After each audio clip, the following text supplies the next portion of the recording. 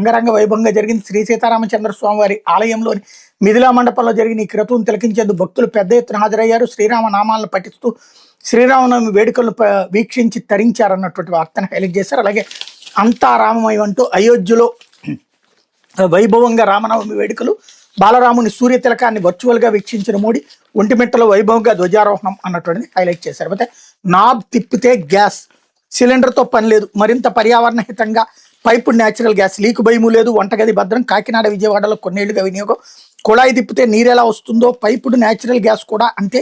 NAB తిప్పి gas stove వెలిగించుకోవచ్చు. Cylinder book చేసుకోవాల్సిన పని లేదు, ఎప్పుడు వస్తుందని ఎదురు చూడాల్సిన అవసరం అంతకన్నా లేదు. ఎంత వాడుకుంటే అంతకే బిల్లు, లీక్ అవుతుందనే భయము లేదు. లీక్ అయినా గాలి కంటే తేలిగ్గా ఉండటం వల్ల ప్రమాదం జరిగే అవకాశం తక్కువ. ఎల్పీజీతో పోలిస్తే మరింత పర్యావరణ హితం.